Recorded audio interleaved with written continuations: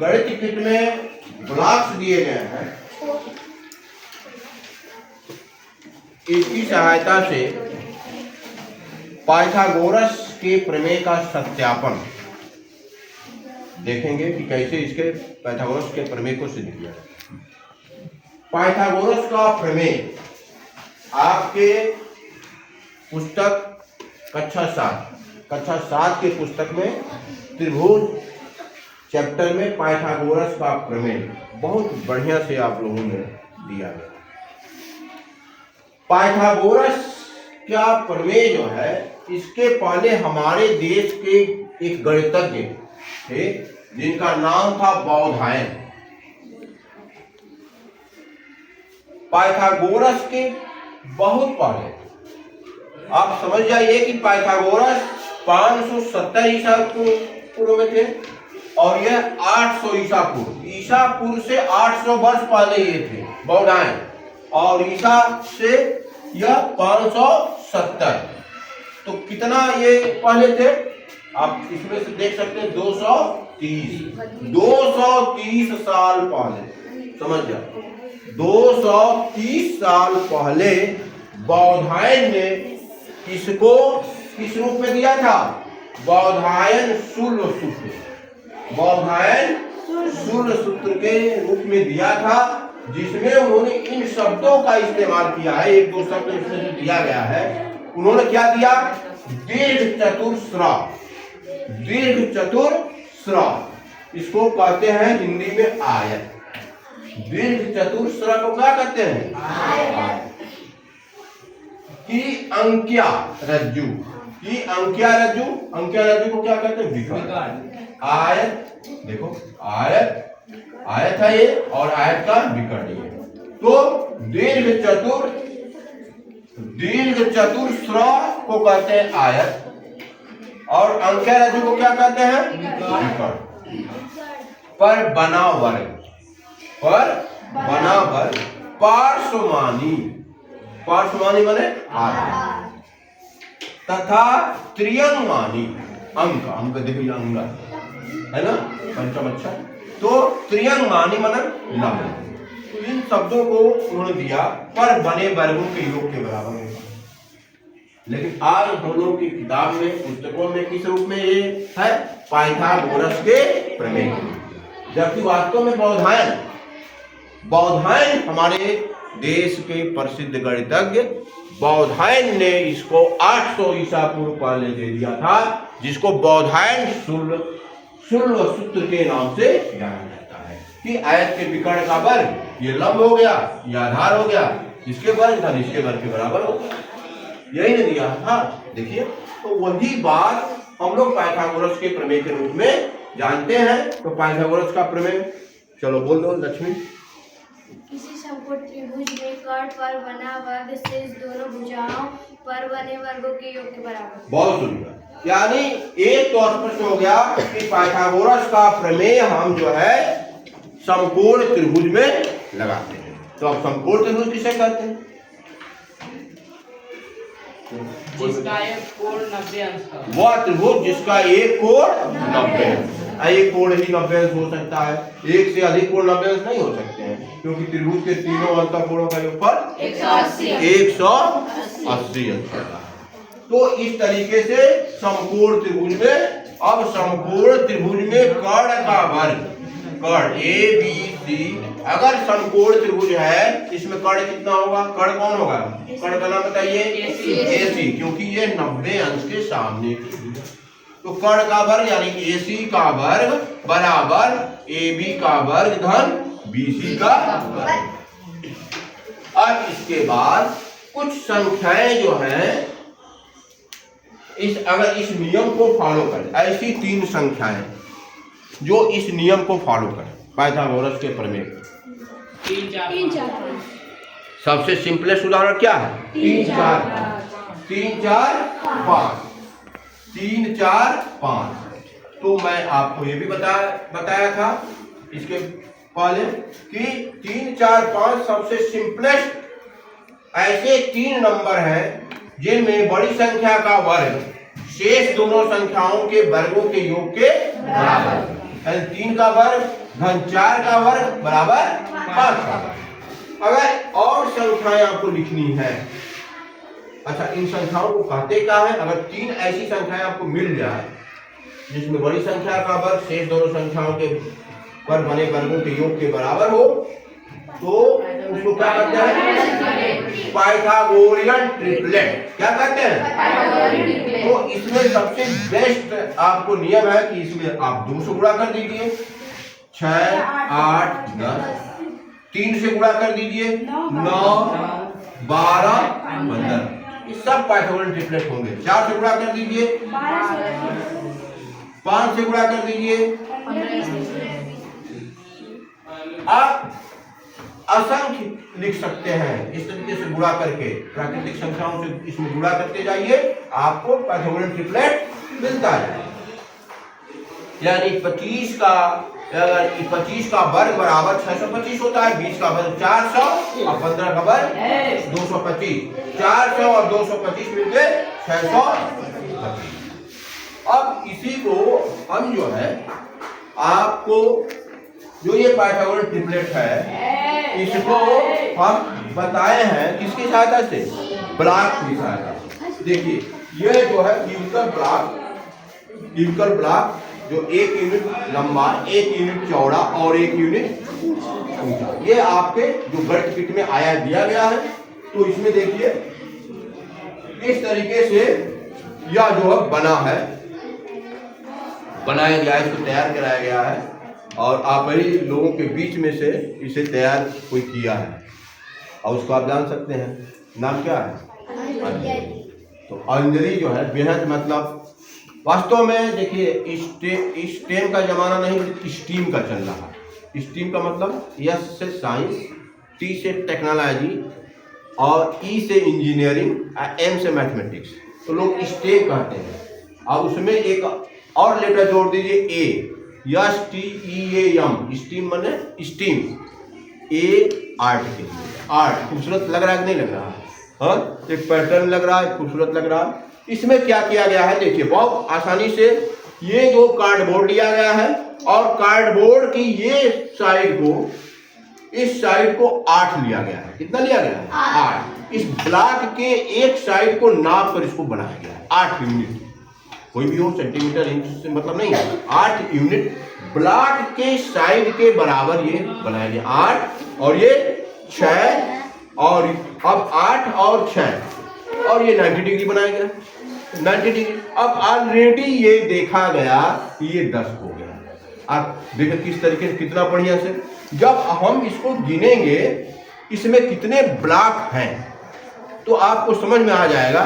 चलो गिनो, बताओ, चलो इसे गिनो, पहले लंबाई गिन लो, फिर इसको गिन लो, 10 गुणे 10, 10 गुणे 10 कितना आएगा? 100 आया कि नहीं आया? अच्छा इसको भी देखिए, इसको गिनो,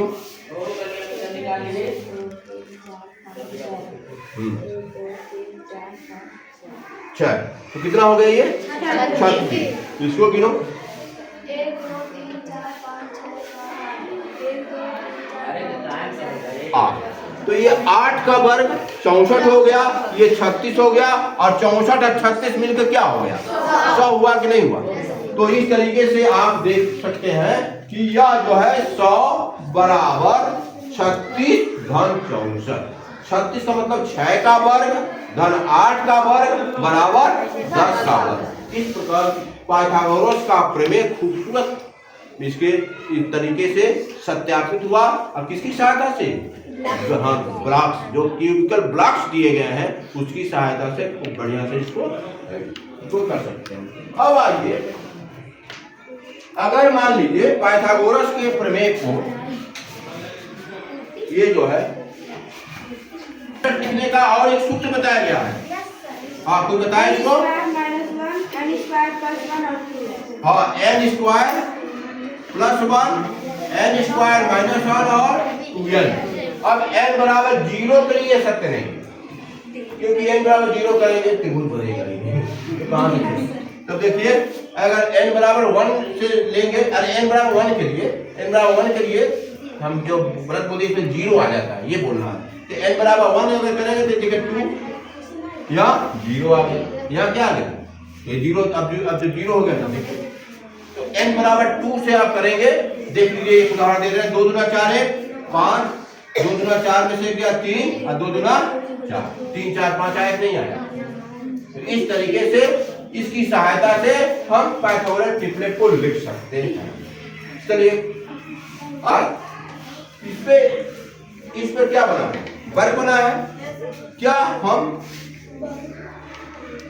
कोई भी रेगुलर पॉलीगन बना दे, नियमित बहुभुज कोई भी बना दे, सबके लिए सत्य होगा कि नहीं, इसको देखिए, इसको देखिए।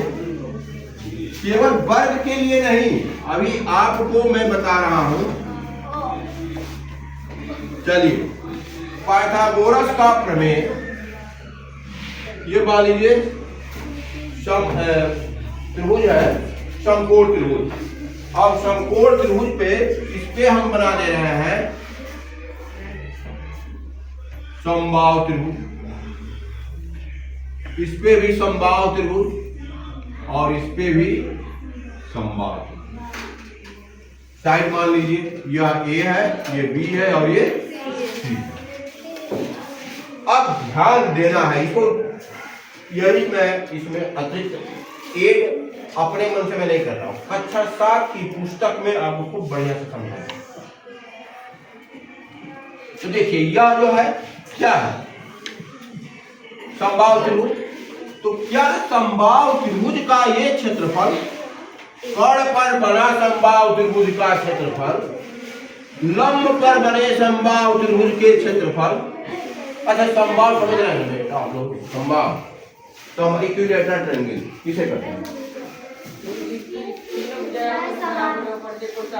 हाँ, जिसकी तीनों भुजाएं आपस में बराबर हो। अच्छा समबाहु त्रिभुज का क्षेत्रफल ये भी बता दो। √3/4 गुणे भुजा का वर्ग। तो इसका क्षेत्रफल कितना होगा? भुजा कितना है, सब C पर बना है ना, √3/4 C²। हुआ कि नहीं हुआ? ये कितना हुआ बेटा? इसका क्षेत्रफल √3/4 गुणे, बोलो 20², बोलो 20 भी नहीं, 20 साइड है। यहाँ क्या है? √3/4 गुणे A²। और पाइथागोरस का प्रमेय क्या क्या है? C² बराबर A² + B² हुआ है कि नहीं है? √3/4 से मल्टीप्लाई कर दो, √3/4 से मल्टीप्लाई करना है, √3/4 A² + √3/4 B²। अब आप क्या देख रहे हैं? ये कर्ण पर बने समबाहु त्रिभुज का क्षेत्रफल है कि नहीं है? कर्ण पर बने समबाहु त्रिभुज का क्षेत्रफल, समबाहु त्रिभुज का क्षेत्रफल। ये क्या है? आधार पर बने समबाहु त्रिभुज का क्षेत्रफल, आधार पर बने समबाहु त्रिभुज का क्षेत्रफल है। आइए लंब पर बने हैं है कि नहीं?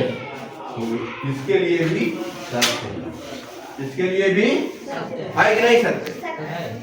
तो अब देखिए उससे भी आगे आपको एक जानकारी मिल गई कि पाइथागोरस प्रमेय का कितना बढ़िया से खूबसूरत इसकी व्याख्या देखिए कि किसी समकोण त्रिभुज में, आप ये भी बोल सकते हैं कि किसी समकोण त्रिभुज में कर्ण पर बने समबाहु त्रिभुज का क्षेत्रफल, लंब पर बने समबाहु त्रिभुज के क्षेत्रफल तथा आधार पर बने समबाहु त्रिभुज के क्षेत्रफल के योग के ठीक।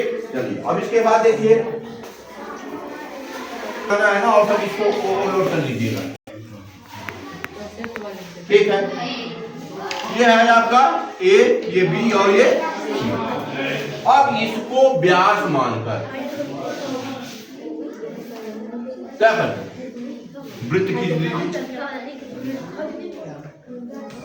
माने इस पर बना वृत्त, फिर इस पर बना वृत्त, आज इस पर बना वृत्त कर दीजिए, ठीक। वृत्त बना दिए ना, सी पर अगर वृत्त बनेगा तो कितना उसका होगा, मान लीजिए सी अगर व्यास ले लेंगे कोई दिक्कत नहीं, व्यास त्रिज्या को सी को त्रिज्या मान लेंगे कभी कोई बात नहीं है, सी को व्यास मान लेंगे कभी कोई बात नहीं। तो आप सी को व्यास मान लीजिए, तो सी को व्यास मान तो त्रिज्या कितना होगा, C/2। तो इस वृत्त का क्षेत्रफल जो कर्ण पर बना है उस वृत्त का क्षेत्रफल कितना होगा, बोलो। अगर ये व्यास C है तो इस वृत्त का क्षेत्रफल कितना होगा, हाँ बोलो। पाई वृत्त का क्षेत्रफल का फार्मूला पाई, हाँ पाई गुणे C/2 का स्क्वायर। इसको व्यास मानकर खींचा गया, इसको व्यास मानकर खींचा गया, इसका क्या हो जाएगा, पाई गुणे A/2 का स्क्वायर, और इसका क्या हो जाएगा, पाई गुणे B/2 का स्क्वायर। वही बात। अब देखो ये क्या आ गया, 1/4, ये 4, ये 4, यानी अगर पाइथागोरस का प्रमेय C² बराबर A² + B² हुआ और इसमें पाई/4 से मल्टीप्लाई कर दिए, पाई/4 से, जैसे इसमें √3/4 से मल्टीप्लाई किए थे, इसमें क्या करेंगे, पाई/4 से। देखिए पाई/4 आ रहा सब में, तो पाई/4 C² = पाई/4 A² प्लस पाई/4 B²। इसका मतलब कि पाइथागोरस प्रमेय इसके लिए भी सत्य होगा, हो रहा है कि नहीं हो रहा। यानी किसी समकोण त्रिभुज में कर्ण को व्यास के रूप में बनाया गया वृत्त, लंब को व्यास के रूप में बनाए गए वृत्त के क्षेत्रफल धन इसके आधार को व्यास के रूप में बनाए गए वृत्त के क्षेत्रफल, दोनों का अगर जोड़ दें कर्ण को व्यास के रूप में बनाए गए वृत्त का क्षेत्रफल के बराबर। सच हुआ कि नहीं।